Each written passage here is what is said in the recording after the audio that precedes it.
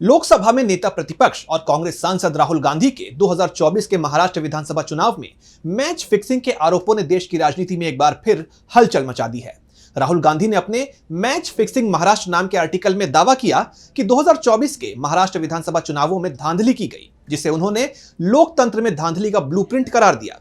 इसके जवाब में चुनाव आयोग ने राहुल के दावों को निराधार और कानून के शासन का अपमान बताते हुए खारिज किया। और अब चुनाव आयोग के जवाब पर कांग्रेस की प्रतिक्रिया सामने आ गई है।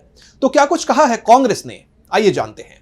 राहुल गांधी ने द इंडियन एक्सप्रेस में प्रकाशित अपने लेख में 2024 के महाराष्ट्र विधानसभा चुनाव में कथित धांधली को 5 चरणों में रेखांकित किया था।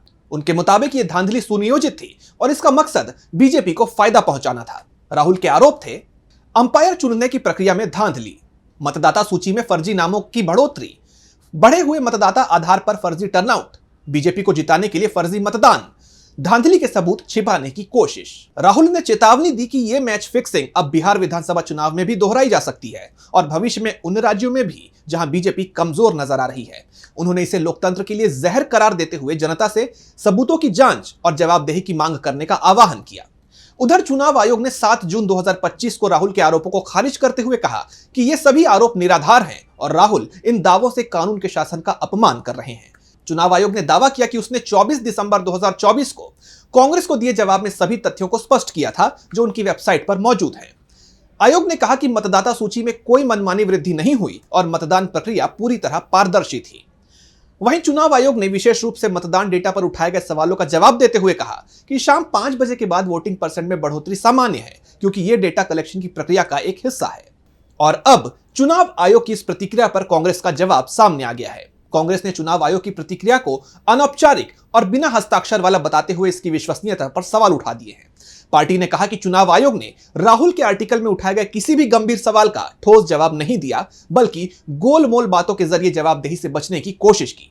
कांग्रेस ने दावा किया कि चुनाव आयोग के जवाब से यह साफ है कि वो इन सवालों से घबराया हुआ है और उसे पारदर्शिता से डर लगता है। कांग्रेस ने अपने सवालों को दोहराते हुए आयोग से यह मांगे कि पारदर्शी मतदाता सूची, 2024 के लोकसभा और महाराष्ट्र विधानसभा चुनाव की खुली, डिजिटल और मशीन रीडेबल मतदाता सूची सार्वजनिक की जाए। वीडियोग्राफी का खुलासा, शाम 5 बजे के बाद की बूथ स्तरीय वीडियोग्राफी जारी की जाए जो कानूनी रूप से अनिवार्य है। बिहार और अन्य चुनावों में पारदर्शिता, बिहार और भविष्य के चुनावों में भी यही प्रक्रिया सुनिश्चित की जाए। कांग्रेस ने सवाल उठाया कि अगर चुनाव आयोग के पास छिपाने को कुछ नहीं है तो वो इन मांगों को पूरा करने में संकोच क्यों कर रहा है।